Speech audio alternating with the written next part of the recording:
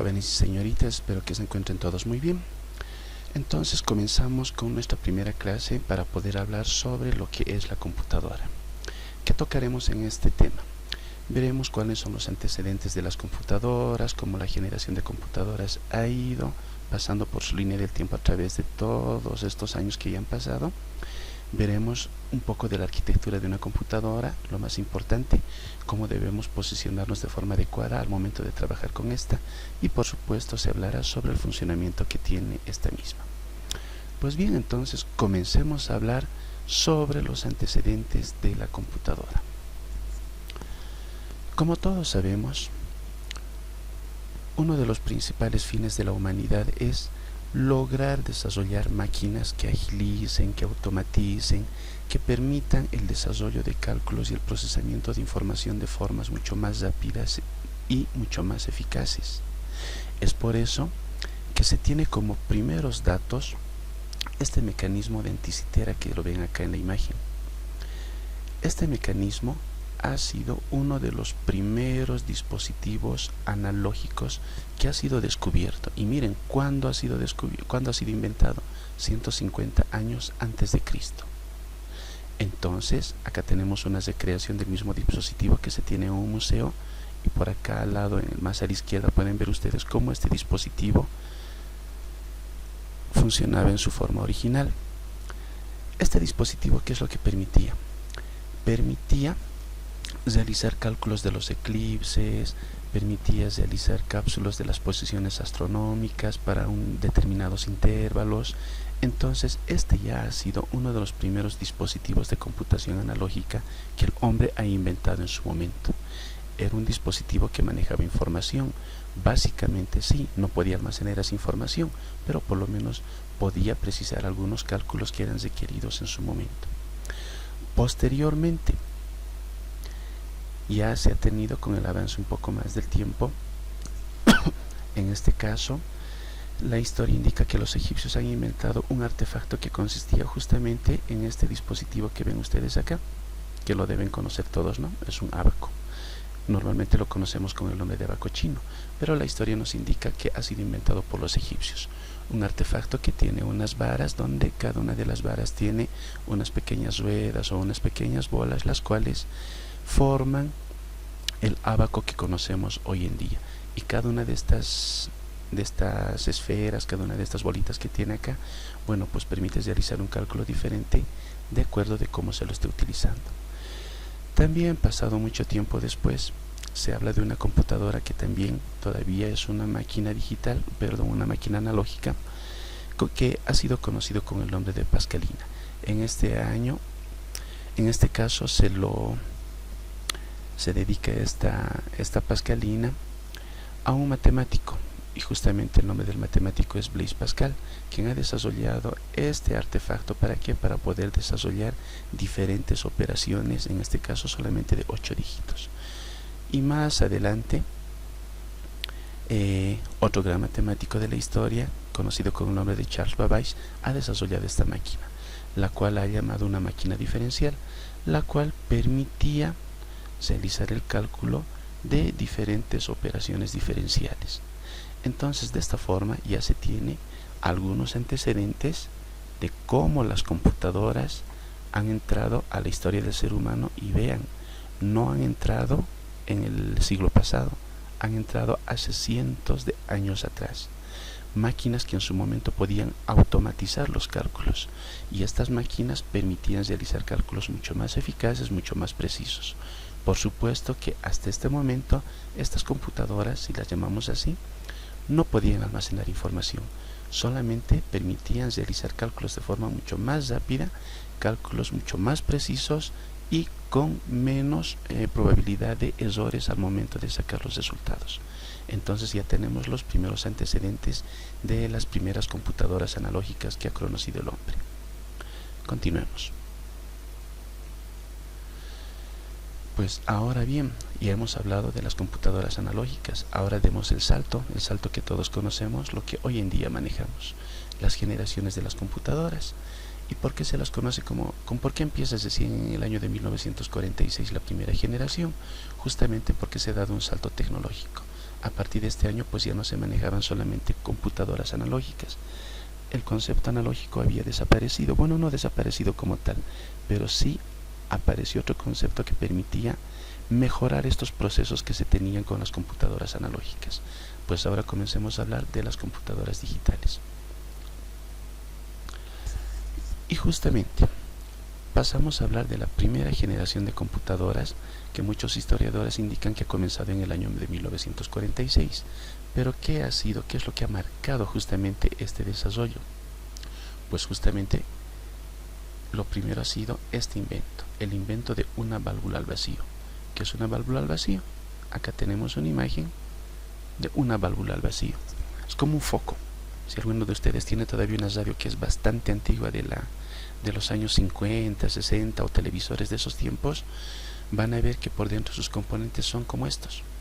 Son como unos focos que están conectados en una especie de una tabla donde se permite conectar cada uno de estos dispositivos y los cuales permiten realizar diferentes procesos digitales. Entonces, estas válvulas al vacío han permitido construir la primera computadora, y justamente el nombre de la primera computadora era el nombre de ENIAC. Y acá, como pueden ver, tenemos diferentes paneles donde se está trabajando dentro de esta computadora. Aunque ustedes no lo crean, antes se trabajaba adentro de las computadoras, no es como hoy en día, que nosotros podemos trabajar fuera de la computadora, llevar una computadora en nuestra mochila, es más, llevar una computadora en nuestro bolsillo hoy en día, porque un celular ya es una computadora. Pero al principio no. Una de las características es por eso que se menciona que las computadoras eran de gran tamaño. No es raro que ustedes, si ustedes van a leer un poco, van a avanzar un poco más con esto, investigar por su cuenta, una computadora podía ocupar el tamaño completo de una cancha de fútbol. Y esto es totalmente cierto, no es algo del cine, no es algo fantástico. Debido al tamaño de estos dispositivos, de la válvula al vacío, pues sí, estas computadoras tenían un gran tamaño. Miren, para poder funcionar una computadora por lo menos se requerían unas 17.000 a 20.000 válvulas. Imagínense 20.000 de estas cosas instaladas una tras otra con diferentes paneles para que los cables puedan estar interconectando estos dispositivos, sistemas de refrigeración bastante grandes para evitar que estas válvulas vayan a quemarse y la computadora como tal deje de funcionar. Pues eso justamente hacía que la computadora tenga un gran tamaño. Pese a eso, para poder manejar estas computadoras no cualquier persona podía manejar. Es más, en este momento posiblemente ninguno de nosotros podría haber manejado una de estas computadoras. ¿Por qué? Porque se necesitaba ser experto en algún área para poder manejar o para poder operar estas computadoras. Primer requisito, saber el lenguaje de la máquina. Para poder manejar esta computadora nosotros teníamos que hablar en su propio lenguaje. No podíamos manejarlo como ahora, por ejemplo, llevamos el mouse a una parte de la pantalla, graficamos un símbolo y ya está. Colocamos un símbolo y ya está hecho. Sencillo. Antes no. Para poder realizar cualquiera de estas cosas, cualquiera de estas cositas que teníamos que hacer, teníamos que hablar el lenguaje de máquina para que la computadora interprete lo que nosotros deseamos hacer. Pero pese a esas limitantes ya se podía almacenar programas. En este caso, acá puede que estén algunos matemáticos, físicos, tal vez químicos o ingenieros en otras áreas que están ayudando en el proceso del manejo de una sola computadora. Esas son algunas de las características de la primera generación de computadoras. Y pues el tiempo ha ido pasando, nada se ha quedado ahí. Como ustedes saben, los inventores, los que manejan la tecnología siempre están deseosos de poder mejorar la vida y la situación del hombre. Y con esto pues ha nacido la segunda generación de computadoras. ¿Qué es lo que ha marcado la segunda generación de las computadoras? Justamente este otro invento, el transistor. Como pueden ver acá, tenemos la imagen ampliada de un transistor. ¿Cuánto medía este transistor? Este transistor podía medir entre 1 centímetro, tal vez medio centímetro. ¿Cuánto medía una válvula al vacío? Unos 10 a 20 centímetros. Pues miren, por lo menos 10 veces ya se había reducido el tamaño del componente que permitía dar funcionamiento a una computadora. Es más, estos dispositivos, por los materiales con los cuales está siendo fabricado, tiende a deteriorarse de forma mucho más lenta, de modo que estos no se queman por el sobrecalentamiento. Entonces también ya no era necesario contar con sistemas de refrigeración enormes para poder mantener ventilados todos estos equipos. Con esto que se ha tenido, por supuesto, lo principal, computadoras de menor tamaño. Si antes una computadora podía ocupar el campo de una cancha de fútbol, pues hoy en día una computadora podía solamente ocupar el tamaño de un tráiler. Y como ven acá, este tráiler está llevando justamente esta computadora, la IBM 1401. Todo el contenido de este tráiler es una computadora. Por supuesto dirán menor tamaño, oiga, ¿qué le pasa? Dicen, estamos hablando de computadoras, no de camiones que van a trasladar todo lo que nosotros tenemos en casa, ¿verdad? Pero es así. Imagínense, una computadora que ocupaba un tamaño de una cancha de fútbol, hoy en día ocupa solamente el espacio de un tráiler. Computadoras de menor tamaño. La miniaturización pues estaba dando resultados en beneficio de la tecnología. Estas computadoras, por su menor tamaño, por supuesto que eran más confiables y también mucho más rápidas. ¿Más confiables en qué sentido? Sus componentes no se dañaban muy rápidamente, de modo que estas computadoras podían permanecer funcionando durante mucho más tiempo. Por eso la confiabilidad. ¿Por qué más rápidas? Porque si ahora la información va a viajar solamente en este espacio, en este tráiler, es mucho más rápido.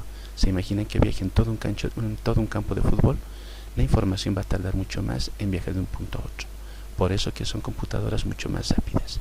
Y lo más importante, han salido a la luz los lenguajes de alto nivel, los cuales nos permitían a las personas comunicarnos con una computadora de forma mucho más fácil. Por ejemplo, fíjense acá, esta imagen de fondo, la que tiene el color negro, tiene instrucciones que entiende una computadora. Este es el lenguaje de máquina. Instrucciones que le dicen que tiene que saltar de un lugar a otro lugar, tiene que mover cosas. Como verán, pueden estar diciendo que tal vez esto es virus, ¿no? Porque parece información sin sentido. No es información sin sentido. Una computadora en un lenguaje de máquina se comunica de esta forma. ¿Qué es un lenguaje de alto nivel? Pues acá tenemos, miren, un pequeño programa para poder factorizar un número.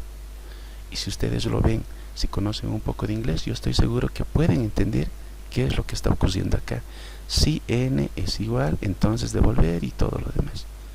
Fíjense cómo un lenguaje de alto nivel es mucho más entendible para las personas para poder comunicarse con una computadora a que hacerlo con un lenguaje de bajo nivel, con un lenguaje de máquina. El lenguaje de alto nivel permitía comunicarse de forma mucho más rápida y más precisa con una computadora. Pues entonces acá también tenemos otra característica de la segunda generación de computadoras. Y el tiempo ha ido pasando, ¿no? Pues el tiempo pasaba, todo iba volando y en cierto momento se ha llegado a la tercera generación de computadoras.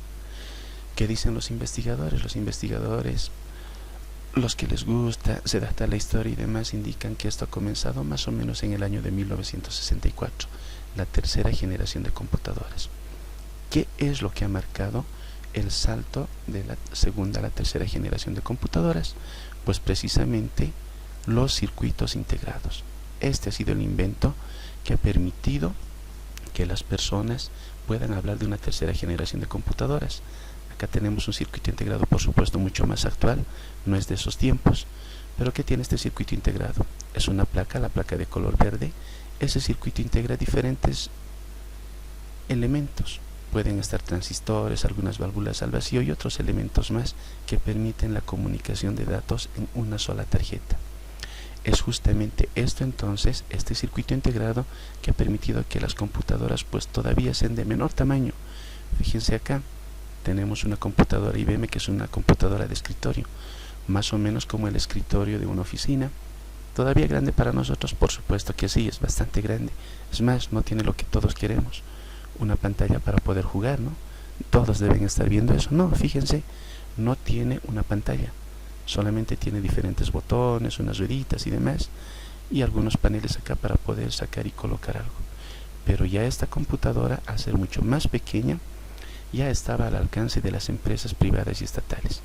Las primeras computadoras, por supuesto que no. ¿Quién podía pensar en comprar una computadora para su negocio, imagínense desperdiciar el tamaño de toda una cancha de fútbol o de todo un tráiler para tener una computadora para su negocio, no era nada rentable. Pero estas computadoras, pues ya permitían a las empresas poder pensar en invertir para poder tener una computadora que les permita manejar todos los datos relacionados con la información que se manejaba en sus empresas. Entonces, en la tercera generación de computadoras ya se tenía computadoras que estaban ingresando más a las tareas cotidianas de las personas. Y los investigadores, por supuesto, los que se dedican a fabricar una y otra cosa, no se han quedado ahí, siempre bien inquietos, hasta que ha llegado el año de 1971. La historia dice eso. ¿Qué ha ocurrido en el año de 1971? Pues se ha dado el siguiente salto: la cuarta generación de computadoras. ¿Cuál es el principal invento que ha marcado esto? En este momento han nacido estas computadoras, que ya son un poco más conocidas para ustedes, las computadoras de escritorio. Por supuesto que es una computadora de los años 80, totalmente antigua para ustedes, pero ya tiene una forma mucho más parecida a las computadoras que pueden tener en casa. Su pantalla, su teclado y su CPU. Tal vez no lo tienen ustedes en esta disposición y lo tienen con colores e imágenes, pero ya es una computadora que es más familiar para cada uno de nosotros. ¿Cuál ha sido el invento que ha permitido esto? Pues justamente esta cosita que ven acá, con sus patitas. Este C4004. ¿Qué es esto? Es un chip, es un microprocesador. ¿Cuánto mide? 4 por 5 milímetros, medio centímetro. ¿A cuánto se emplaza? Fíjense, a 2250 transistores. Si se acordamos un poco, hemos dicho que un transistor, ¿cuánto medía? Medio centímetro. Esta cosita que también mide medio centímetro se emplaza a 2250 transistores. ¿Qué es un transistor? Es un dispositivo más pequeño de lo que al principio se lo conocía como válvula al vacío. Entonces también podemos inferir que este microprocesador se emplaza a 2250 válvulas al vacío. Una válvula al vacío, ¿recuerdan cuánto medía? De 10 a 20 centímetros. Un transistor, medio centímetro.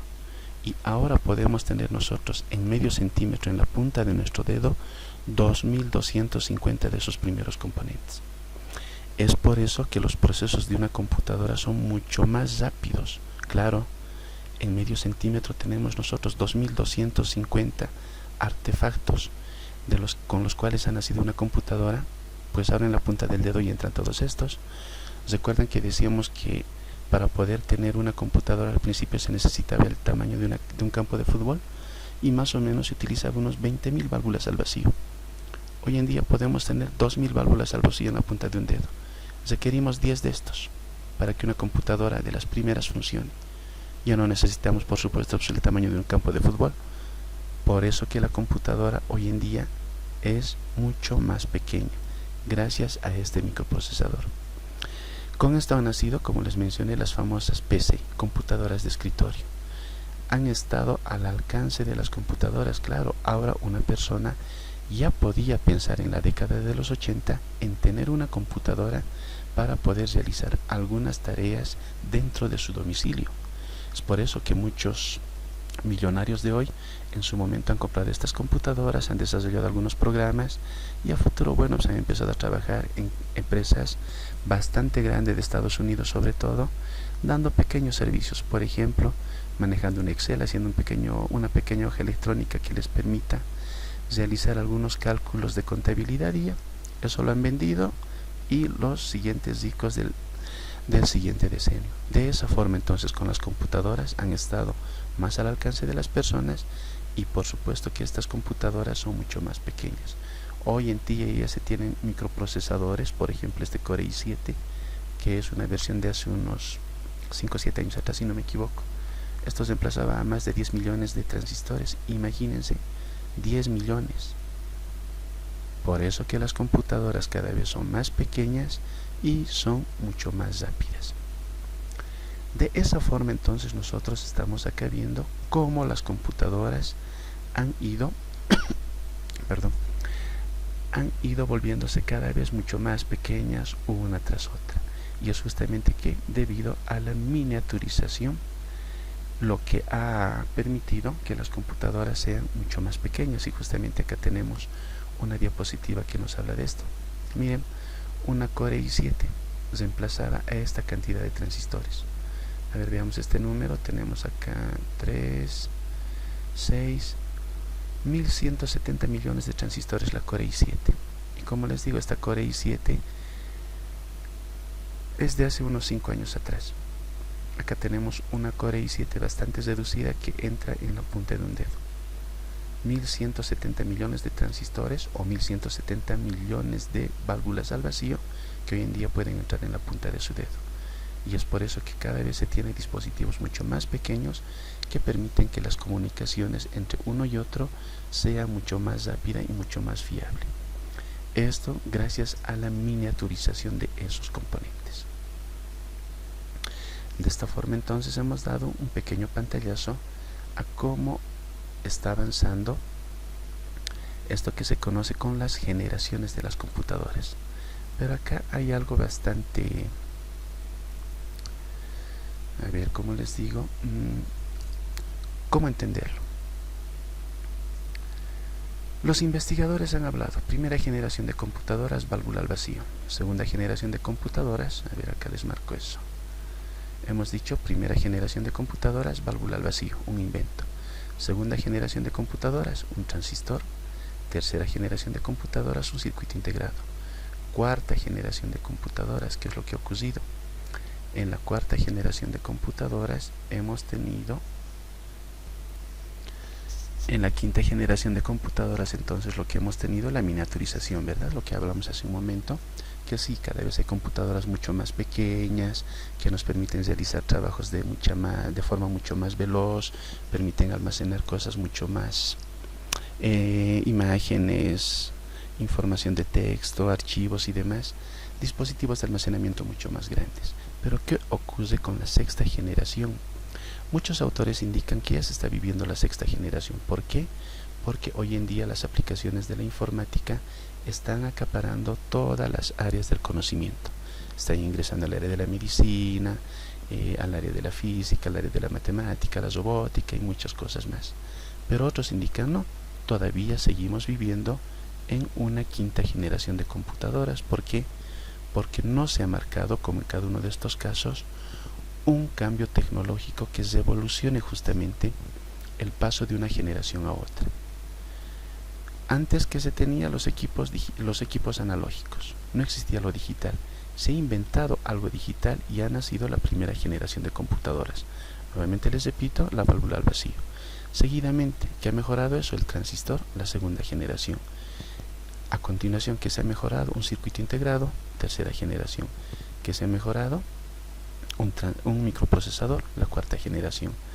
En la quinta generación se está dando usos a la computadora en campos que antes no se pensaba.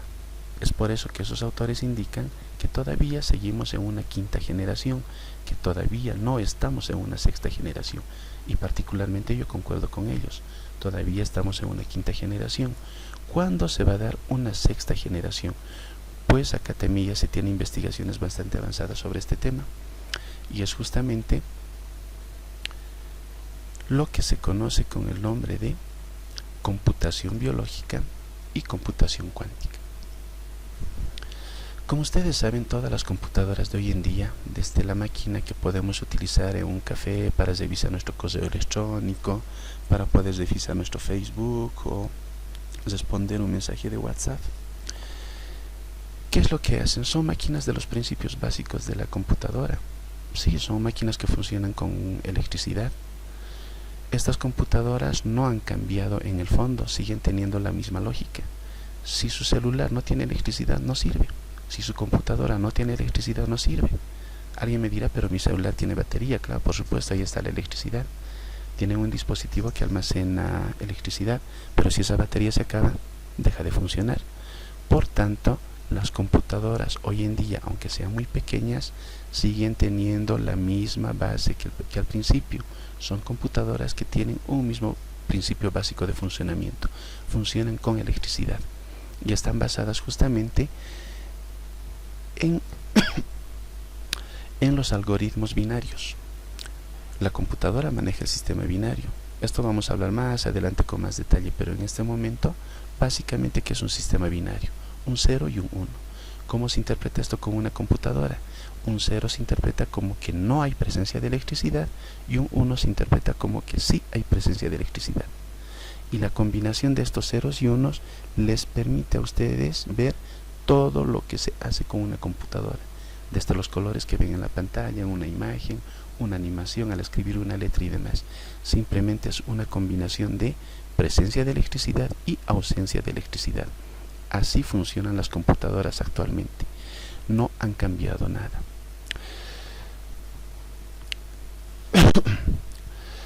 Pues actualmente también se conoce que hay computadoras más avanzadas que por supuesto siguen siendo máquinas que operan de manera secuencial, como las que hemos ido mencionando.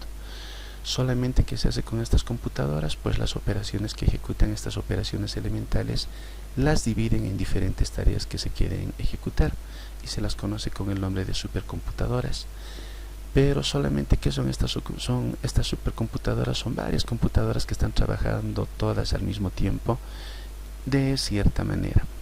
Por ejemplo, tomemos en cuenta, imagínense que cada uno de ustedes es una computadora y yo quiero realizar, quiero realizar 100 sumas diferentes. Si le digo a uno solo de ustedes que haga las 100 sumas, ¿cuánto se va a tardar? Tal vez se tarde unos 10 minutos, unas sumas simples. Pero si le digo a cada uno de ustedes que realice solamente 10 sumas y escojo a 10 estudiantes, el tiempo de realizar las 100 sumas va a ser mucho más pequeño. Claro, cada uno de ustedes va a realizar más tareas y entre todos vamos a realizar la tarea global de realizar las 100 sumas de forma secuencial al mismo tiempo, y lo vamos a hacer de forma mucho más rápida porque estamos trabajando muchos en una misma tarea. Este es un trabajo secuencial. Pero este principio, bueno, es un principio de funcionamiento que limita las tareas de la computadora que nosotros deseamos ejecutar. Otro problema que también es importante, que desde el punto de vista físico, estas computadoras actuales, pues todas están basadas en un tipo de transistor. El mismo transistor que se ha manejado desde el inicio, de la válvula al vacío, el que funciona con electricidad.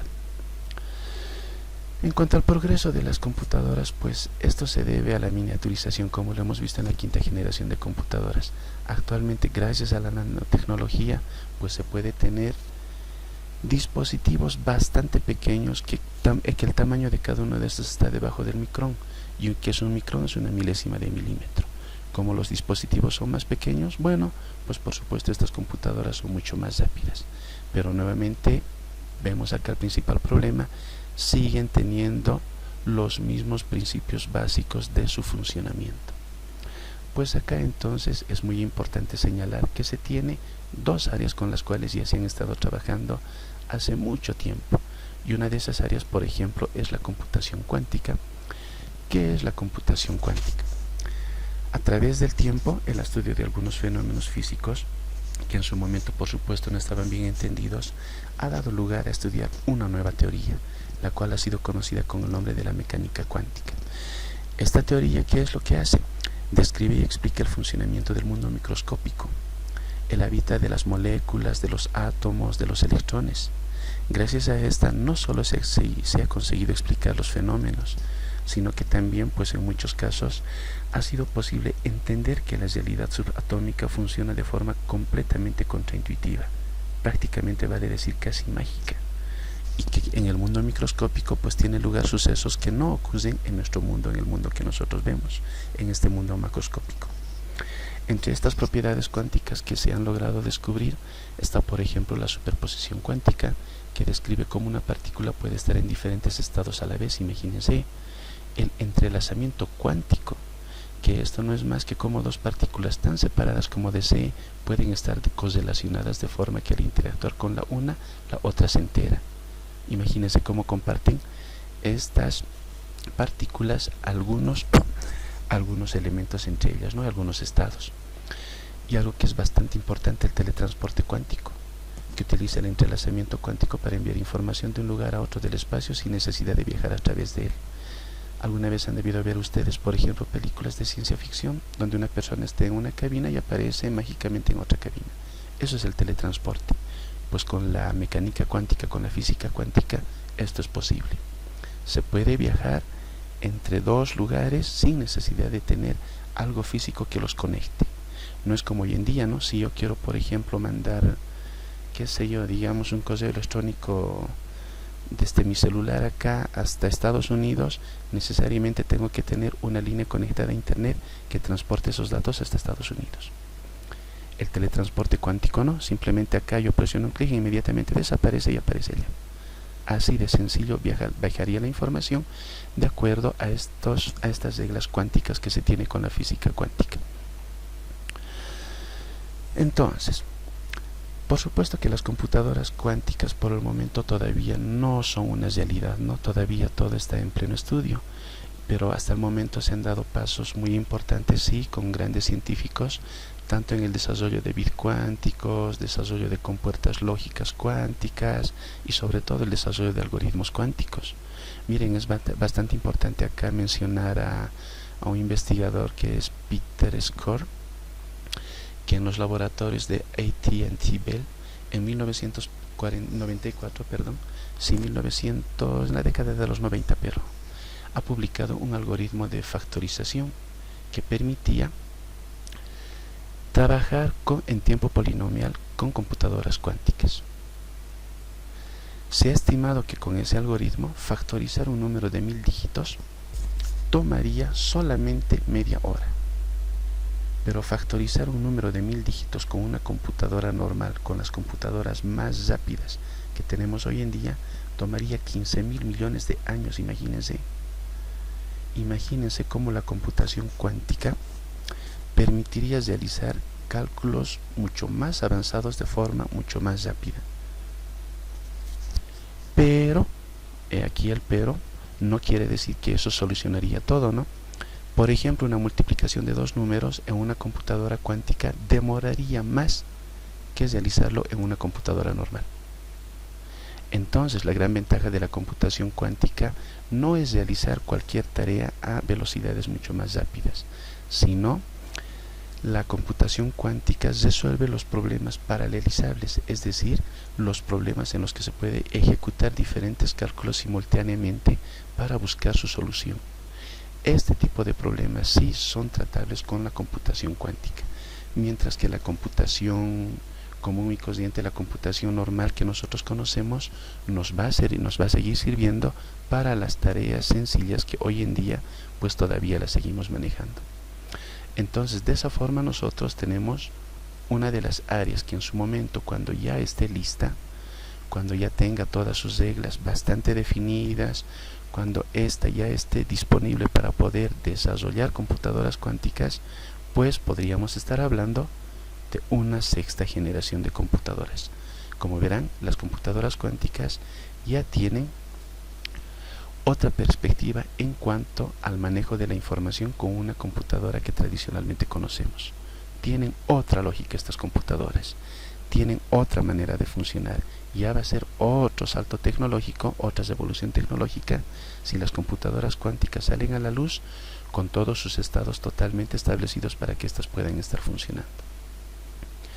Eso es por un lado, pero no se ha quedado ahí. La ciencia todavía tiene investigado otro campo, al cual lo llama la computación biológica. Cuando nosotros hablamos de computación biológica, bueno, pues es necesario mencionar a un gran matemático británico que su nombre es Alan Turing. Justamente también es considerado como uno de los padres de la informática, ya que ha utilizado las primeras computadoras para entender mejor los procesos biológicos complejos.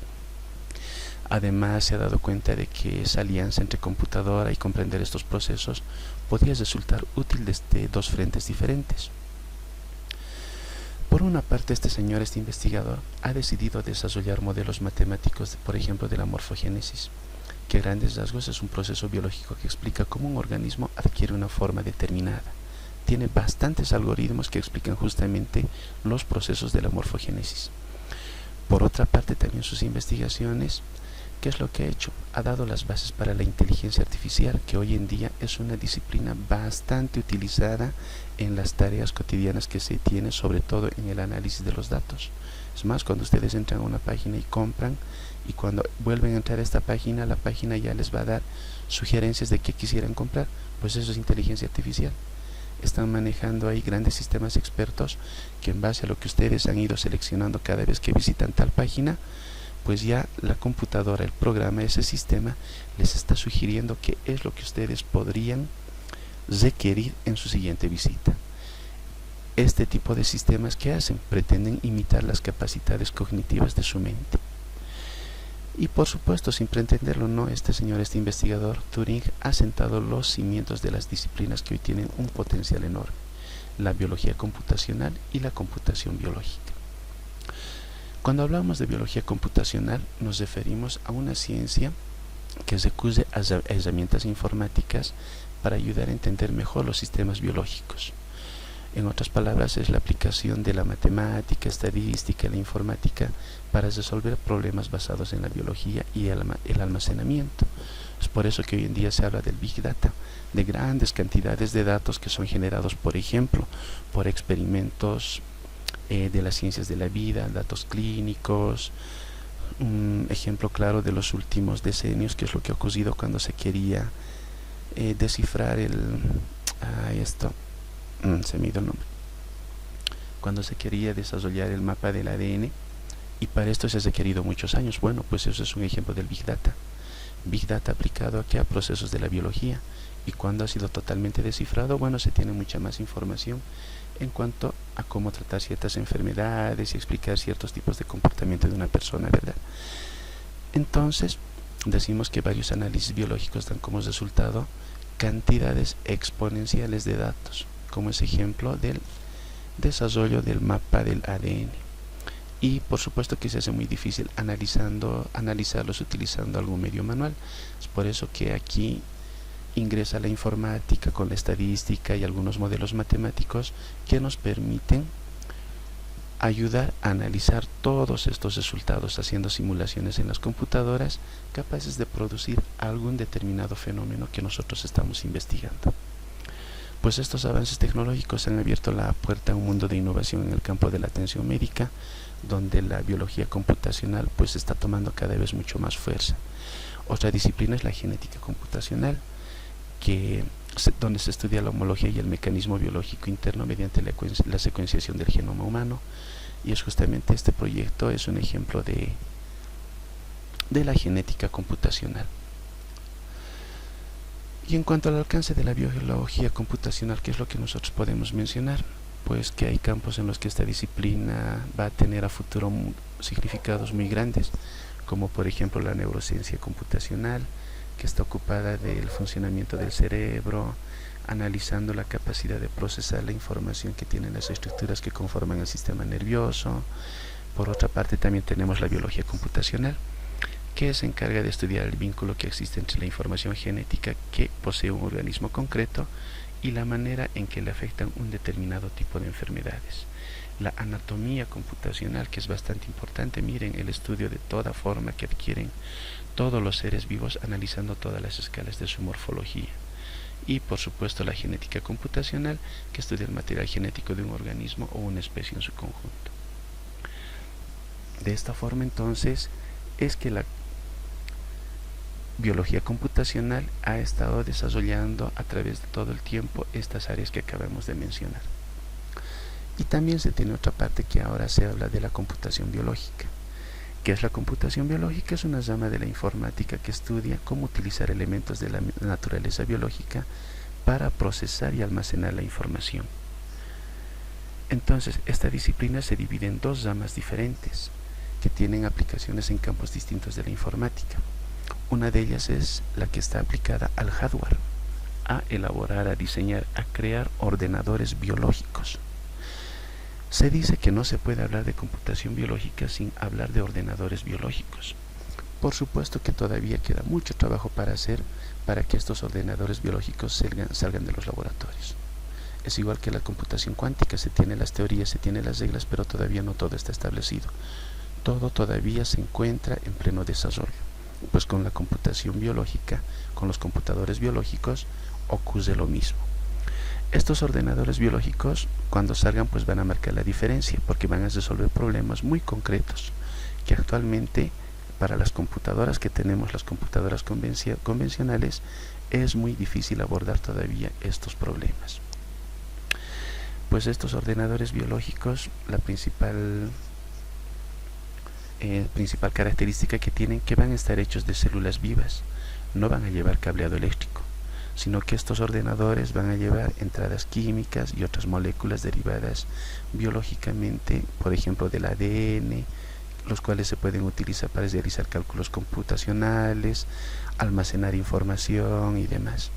Entonces estas computadoras biológicas, estos ordenadores biológicos, van a interactuar directamente ya no con el cableado eléctrico, sino con organismos vivos, de modo que también se va a tener un nuevo tipo de computadoras, una nueva tecnología que va a permitir manejar las computadoras a otro nivel.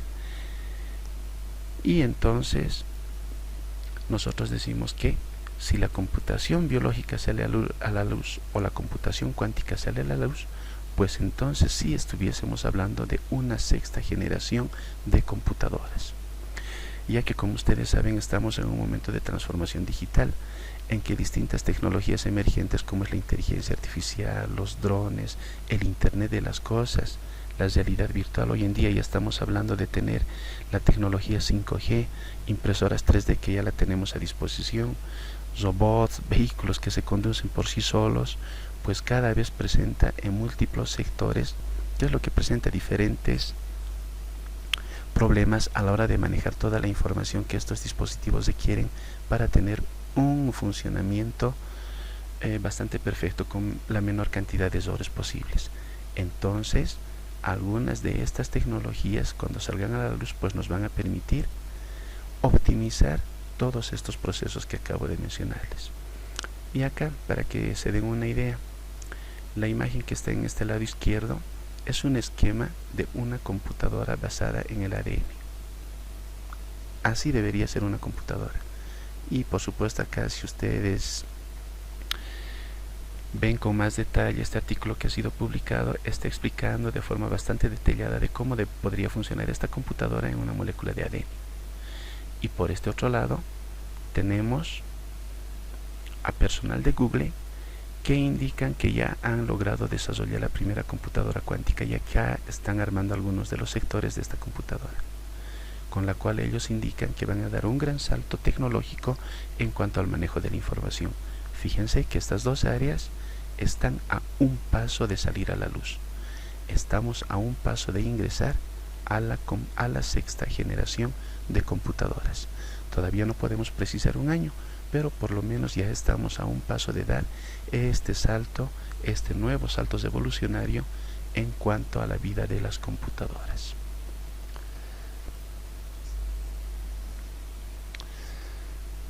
Bueno, pasemos un poco ahora a hablar del hardware de la computadora, que estoy seguro que esto ya lo han visto ustedes en colegio, tal vez en escuela inclusive, que el hardware de la computadora se lo conoce con el nombre, con la definición que es la parte tangible de la computadora. En pocas palabras, todo lo que pueden ver y tocar, eso es hardware.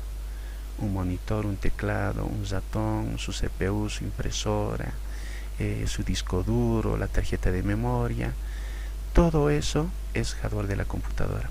Alguien me dirá, la memoria no la puedo ver, pero está dentro de la computadora, la destapan el CPU, van a tener ahí su tarjeta de memoria, ese es el hardware.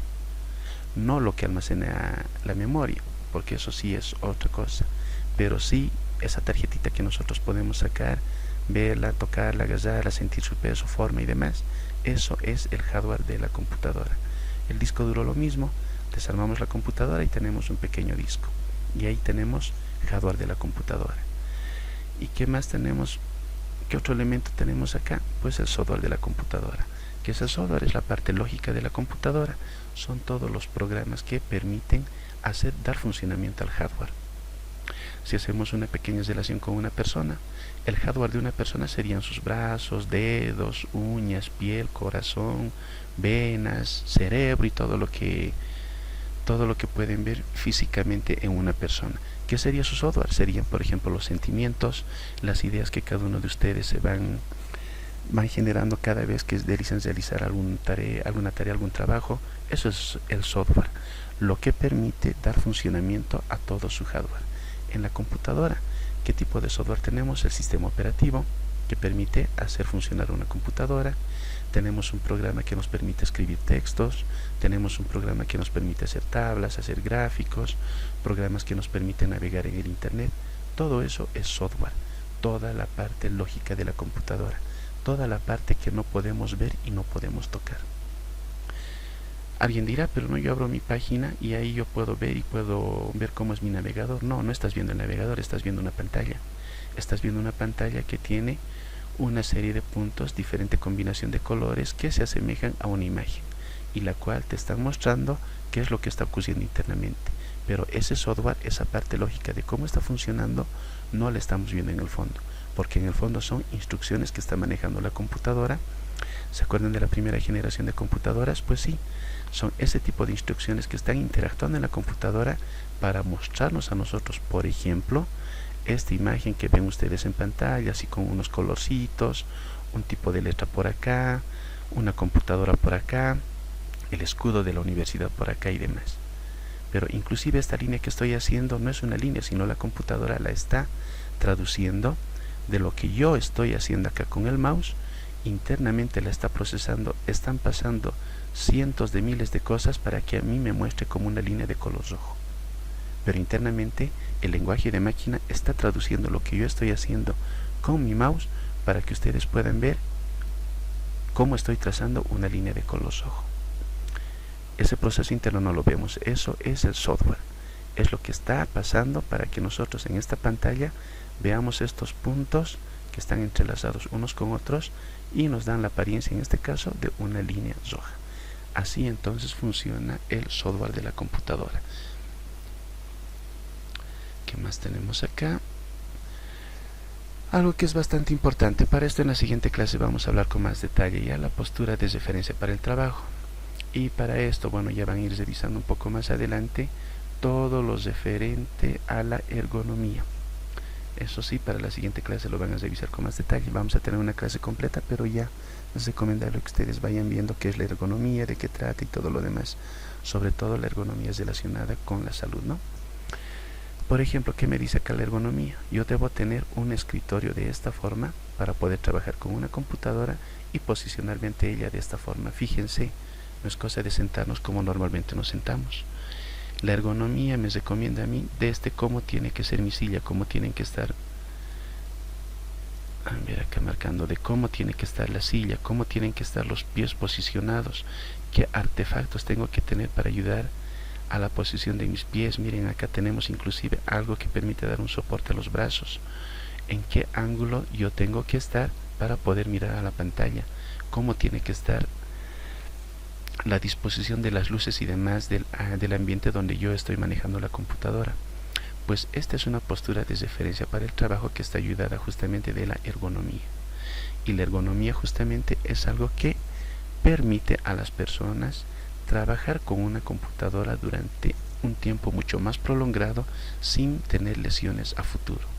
Porque como ustedes saben, cuando trabajamos con una computadora no nos sentamos 5 o 10 minutos. Normalmente estamos horas y horas atrás del teclado elaborando diferentes trabajos, revisando alguna tarea o simplemente buscando algo de diversión para poder pasar el tiempo y disfrutar de algunas ventajas que nos dan, ¿no?, las computadoras, descargando información de cualquier tipo.